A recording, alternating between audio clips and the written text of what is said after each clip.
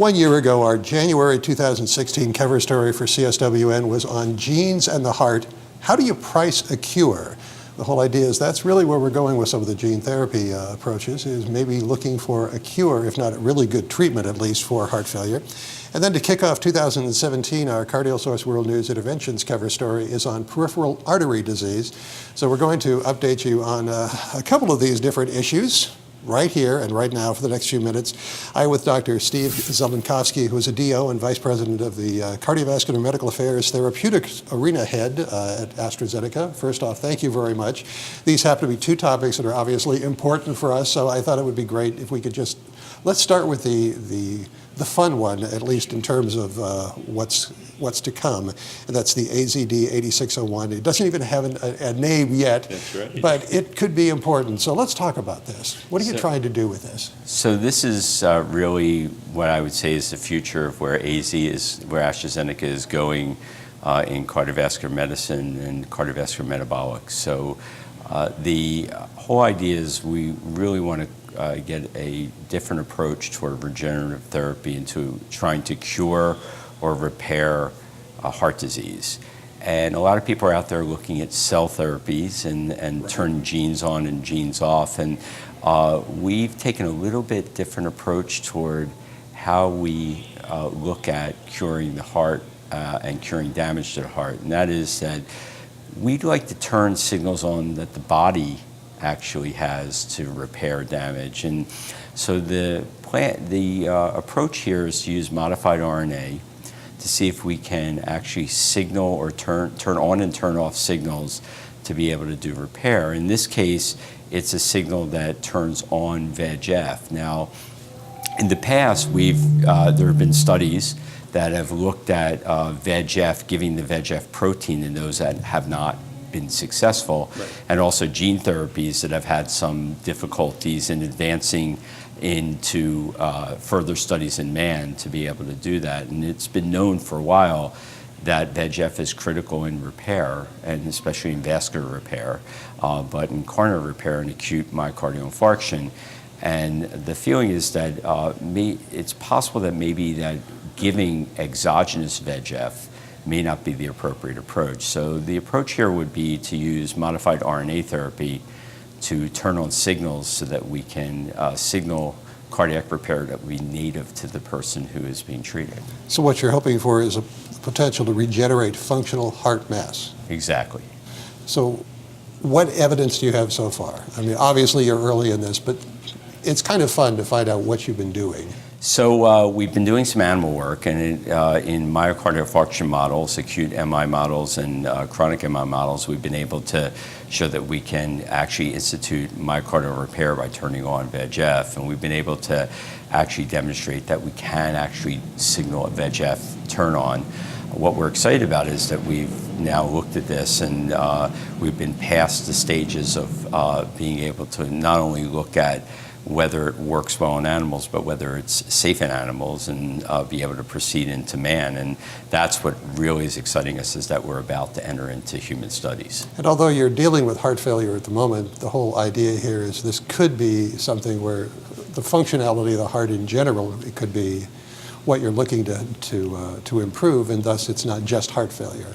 Right, exactly. And so AstraZeneca is doing this in conjunction with Moderna, and our hope is that this would be the first step in really improving myocardial function, but also myocardial repair, so that it would go beyond heart failure, or maybe within different areas of heart failure where you may even be able to spread into areas where there's not acute damage, but maybe either chronic damage or even hypertrophy, which has some negative effects on patients with myocardial disease as well. So do you think it may be the next year or two when you start to try something in a human model?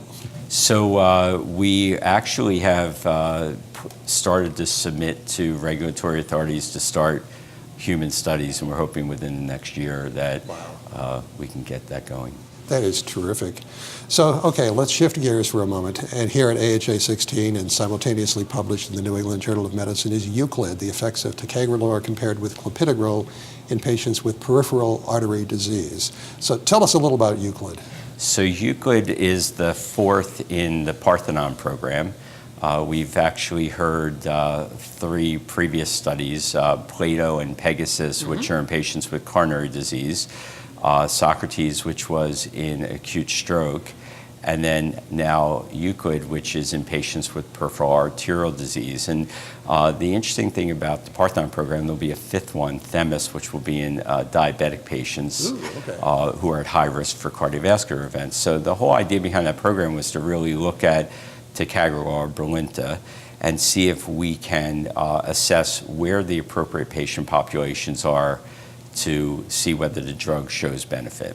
So Euclid is a different patient population than what we've studied previously and where ticagrelor is currently being used.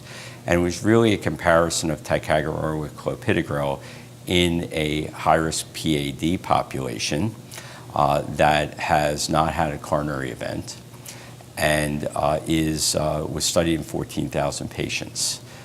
The study did not overlap at all with any of our current studies. So which was interesting about it is that we have already shown superiority in the Plato study, not only superiority head-to-head with clopidogrel, but a reduction in mortality, which led to the superiority label, as well as a reduction in patients who have post-myocardial infarction. We've been able to show a benefit of that as well.